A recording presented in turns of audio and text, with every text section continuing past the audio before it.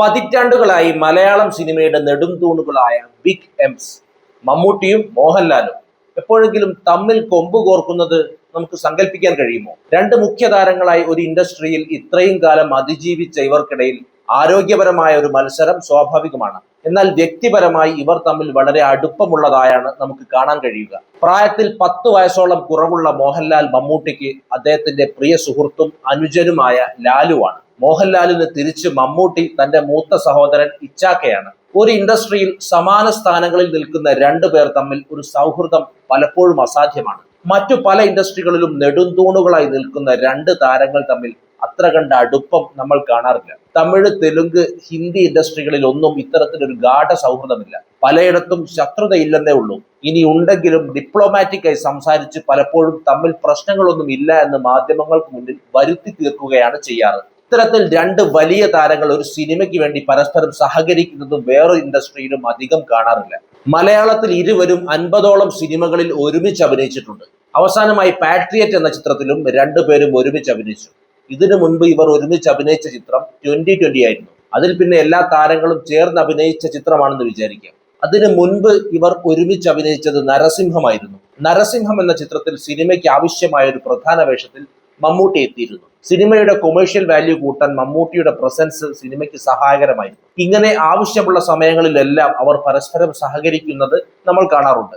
മമ്മൂട്ടിയുടെ dream പ്രൊജക്ടുകളിൽ ഒന്നായിരുന്ന MT Hariharan കൂട്ടുകെട്ടിൽ പിറന്ന പഴശ്ശിരാജയിൽ ശബ്ദ സാന്നിധ്യമായി മോഹൻലാൽ ഉണ്ടായിരുന്നു. മോഹൻലാലിന്റെ ബിഗ് ബജറ്റ് ചിത്രം മരക്കാർ അറബിക്കടലിന്റെ സിംഹത്തിലും ശബ്ദ സാന്നിധ്യമായി മമ്മൂട്ടിയും എത്തിയിരുന്നു. കൂടാതെ തന്നെ തേടിയെത്തുന്ന പല ചിത്രങ്ങളും മമ്മൂട്ടി പലപ്പോഴും മോഹൻലാലിനെ സജസ്റ്റ് ചെയ്യും. ദൃശ്യമൊക്കെ ജിത്തു ജോസഫ് ആദ്യം സമീപിച്ചത് മമ്മൂട്ടിയായിരുന്നു. അതേപോലെ മോഹൻലാലും പലപ്പോഴും തന്നെ തേടിയെത്തുന്ന ചിത്രങ്ങളിൽ മമ്മൂട്ടിയാണ് ചിലതിൽ കൂടുതൽ യോജിച്ചത് എന്ന് കരുതി അദ്ദേഹത്തിന് വിട്ടുകൊടുക്കാറുമുണ്ട്. ഇത്തരത്തിൽ ഇവർ തമ്മിലുള്ള സഹകരണത്തിന്റെ പല ഉദാഹരണം നമുക്ക് എടുത്തു കാണിക്കാൻ കഴിയും. എന്നാൽ പരസ്പരം പോരടിച്ച എന്തെങ്കിലും സാഹചര്യം നമുക്ക് കണ്ടെത്താൻ കഴിയുമോ എന്ന് ചികഞ്ഞാൽ പ്രയാസമായിരിക്കും. പരസ്പരം ക്ലാഷ് റിലീസുകൾ വരുമ്പോൾ മമ്മൂട്ടി മോഹൻലാൽ ഫാൻസ് തമ്മിൽ പോരടിക്കുന്നത് കേരളത്തിൽ സ്ഥിരം കാഴ്ചയാണ്. എന്നാൽ വ്യക്തിപരമായി ഇവർ നല്ല സുഹൃത്തുക്കൾ തന്നെയാണ്. എന്നിരുന്നാലും അപൂർവമായി ചില സിനിമകളിൽ പരസ്പരം ചില ഒളിയമ്പുകൾ എറിയാറുള്ളതായി നമുക്ക് കാണാൻ കഴിയും. അത്തരത്തിൽ ചില സംഭവങ്ങൾ ഞാൻ വിശദമാക്കാം. ഇതൊരിക്കലും വ്യക്തിപരമായ ആക്ഷേപമൊന്നുമല്ല.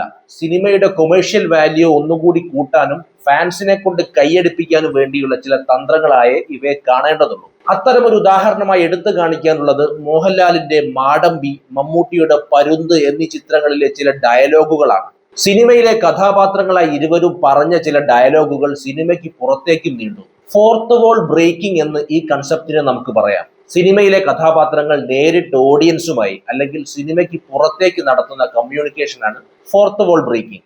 രാവണപ്രഭു എന്ന സിനിമയിൽ ഇന്റർവെല്ലിന് മുൻപ് മോഹൻലാൽ സ്ക്രീനിലേക്ക് നോക്കി ഹാവ് എ ടീ ബ്രേക്ക് എന്ന് പറയുന്ന ഒരു രംഗമുണ്ട്. ഇത് ഡയറക്റ്റായി ഓഡിയൻസിന് വേണ്ടി പറയുന്നതാണ്. രാവണപ്രഭുവിലെ മറ്റൊരു ഡയലോഗായ എന്തോ എന്നെ ഇഷ്ടമാണ് ആളുകൾക്ക് എന്ന ഡയലോഗും ഇതേപോലെ തന്നെ ഒരു ഫോർത്ത് വോൾ ബ്രേക്കിംഗ് ആണ്. നമ്മുടെ വിഷയത്തിലേക്ക് തന്നെ തിരിച്ചു വന്നാൽ മാടമ്പി, പരുന്ത് എന്നീ രണ്ട് സിനിമകളും 2008 ദിവസങ്ങളുടെ വ്യത്യാസത്തിലാണ് പുറത്തിറങ്ങിയത്. കൃത്യമായി പറഞ്ഞാൽ മാടമ്പി 2008 ജൂലൈ 4-നും പരുന്ത് 2008 ജൂലൈ 18-നും. ഇവ ക്ലാഷ് റിലീസ് ആയില്ലെങ്കിൽ പോലും ഷൂട്ടിംഗ് സമയം മുതലേ രണ്ട് താരങ്ങളുടെയും ആരാധകർ ആവേശത്തിലായിരുന്നു. രണ്ട് സിനിമകളിലും കഥാപാത്രങ്ങൾ തമ്മിൽ വലിയ സാമ്യമുണ്ടായിരുന്നു. ബ്ലേഡ് പലിശക്കാരായ കഥാപാത്രങ്ങളായിരുന്നു രണ്ടുപേരും.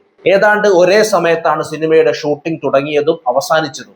അതുകൊണ്ടൊക്കെ തന്നെ ഈ രണ്ട് സിനിമകൾക്കും റിലീസിന് മുൻപേ വലിയ ഹൈപ്പും പരസ്പരം ഒരു മത്സരവും ഉണ്ടായിരുന്നു. സോഷ്യൽ മീഡിയ ഇല്ലാത്ത കാലമായതിനാൽ സിനിമ ഫ്ലക്സുകളിലൂടെ ആയിരുന്നു ഫാൻസുകാർ പരസ്പരം പോരടിച്ചിരുന്നത്.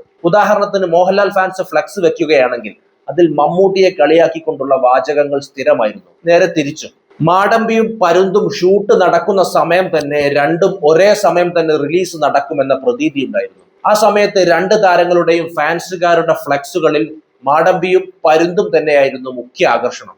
മാടമ്പിക്ക് മേലെ പരുന്ത് പറന്നിറങ്ങുമെന്നും പരുന്തിന്റെ ചിറകുകൾ ലാലേട്ടൻ അരിയും എന്നും തുടങ്ങിയ വാക്യങ്ങൾ ഫ്ലക്സുകളിൽ വന്നു തുടങ്ങി. ഫാൻസുകാർ തമ്മിലുള്ള ഈ പോര് കണ്ടിട്ട് തന്നെയാവണം മാടമ്പി സിനിമയുടെ സംവിധായകൻ B. ഉണ്ണികൃഷ്ണൻ ചിത്രത്തിൽ മോഹൻലാലിനെ കൊണ്ട് മമ്മൂട്ടിയുടെ പരുന്തിനെതിരെ ഒരു ഡയലോഗ് പറയിപ്പിക്കുന്നുണ്ട്. പണത്തിന് മീതെ പരുന്തും പറക്കില്ല എന്ന് സഹതാരം സിദ്ദീഖ് മോഹൻലാലിന്റെ കഥാപാത്രത്തോട് പറയുമ്പോൾ അതിന് മറുപടിയായി മോഹൻലാൽ ഇങ്ങനെ പറയുന്നുണ്ട്: പണത്തിന് മീതെ പരുന്ത് പറക്കോ ഇല്ലയോ എന്നൊക്കെ എനിക്കറിയില്ല, അത് പരുന്തിന്റെ സൗകര്യം.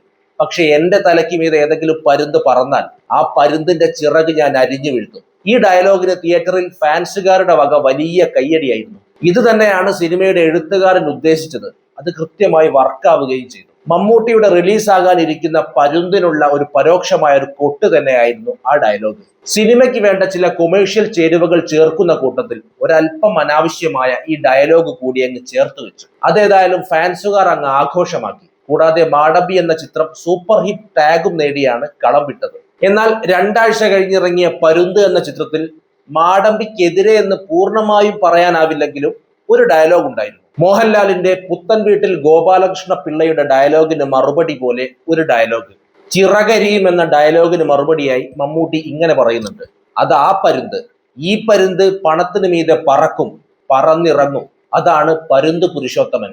ഇതാണ് ആ ഡയലോഗ്. എന്നാൽ സിനിമ വേണ്ടത്ര വിജയിക്കാത്തതിനാൽ ഈ മറുപടി അത്ര ക്ലിക്കായില്ല എന്ന് മാത്രം. പോരാത്തതിന് മോഹൻലാലിന്റെ ഡയലോഗിന്റെ ഒരു പഞ്ചും ഈ ഡയലോഗിന് കുറവായിരുന്നു. 2 സിനിമകളും വെച്ച് പരുന്തിനായിരുന്നു കൂടുതൽ ഹൈപ്പ് ഉണ്ടായിരുന്നത്. രാത്രി 1 മണിക്കായിരുന്നു സിനിമയുടെ ഫസ്റ്റ് ഷോ. ആദ്യമായിട്ടായിരുന്നു ഒരു മലയാള സിനിമയുടെ ഫസ്റ്റ് ഡേ ഫസ്റ്റ് ഷോ ഈ സമയത്ത് തന്നെ വെക്കുന്നത്. പക്ഷേ പ്രതീക്ഷിച്ച പോലെ ഒന്നും നടന്നില്ല. മാടമ്പിയെ കടത്തി വെട്ടുമെന്ന് പ്രതീക്ഷിച്ച പരുന്ത് മമ്മൂട്ടി ഫാൻസ് പോലും മറക്കാൻ ആഗ്രഹിക്കുന്ന ഒരു അനുഭവമായി മാറി. പരുന്ത് വീണതോടെ മോഹൻലാൽ ഫാൻസുകാർ വെച്ച ഫ്ലെക്സിൽ അപ്പോഴേ പറഞ്ഞില്ലേ ചിറകരിയുമെന്ന് എന്ന ഡയലോഗ് കൂടി ചേർത്തു. നല്ല സുഹൃത്തുക്കളാണെങ്കിലും ഇത്തരം ചില ഡയലോഗ് വെച്ചിട്ടുള്ള പണികൾ ഇവർ പരസ്പരം കൊടുക്കാറുള്ളതിന് മറ്റൊരു ഉദാഹരണവുമുണ്ട്. റെഡ് ചില്ലീസ് എന്ന സിനിമയിൽ മോഹൻലാലിന്റെ സുഹൃത്തായ മണിയൻപിള്ള രാജുവിന്റെ കഥാപാത്രത്തോട് അഹങ്കരിക്കാൻ ഇവിടെ ഒരുപാട് പേർ വേറെ ഉണ്ടല്ലോ, നമുക്ക് നമ്മുടെ പഴയ രീതി തന്നെ മതി എന്ന് പറയുന്നുണ്ട്. ഇത് മമ്മൂട്ടിക്കിട്ടുള്ള ഒരു കൊട്ട് തന്നെയായിരുന്നു. ഇത്തരത്തിലുള്ള ചില ഒളിയമ്പുകൾ നമ്മുടെ ബിഗ് എംസ് അന്യോന്യം എയ്യാറുണ്ടായിരുന്നു. സംഗതി അത്ര ഗൗരവമുള്ളതോ ഉപദ്രവമുള്ളതോ ഒന്നുമല്ല. ഫാൻസുകാർക്കും തിയേറ്ററിൽ ഒരു ഓളം ഉണ്ടാക്കാനും ഒക്കെ ആയിരിക്കണം ഇങ്ങനെ ചില അനാവശ്യ ഡയലോഗുകൾ ചേർക്കുന്നത്. ഇവർക്കും ഇതിനെക്കുറിച്ച് നല്ല ധാരണയുള്ളത് കൊണ്ട് അവരുടെ സൗഹൃദത്തിന് കോട്ടമൊന്നും സംഭവിച്ചിട്ടില്ല. എന്താണ് ഈ വിഷയത്തെക്കുറിച്ചുള്ള നിങ്ങളുടെ അഭിപ്രായം? ഇത്തരത്തിൽ എന്തെങ്കിലും ഡയലോഗോ മറ്റോ നിങ്ങളുടെ ഓർമ്മയിലുണ്ടോ? ഉണ്ടെങ്കിൽ കമന്റായി രേഖപ്പെടുത്തൂ. നമുക്ക് മറ്റൊരു വിഷയവുമായി വീണ്ടും കാണാം. നന്ദി.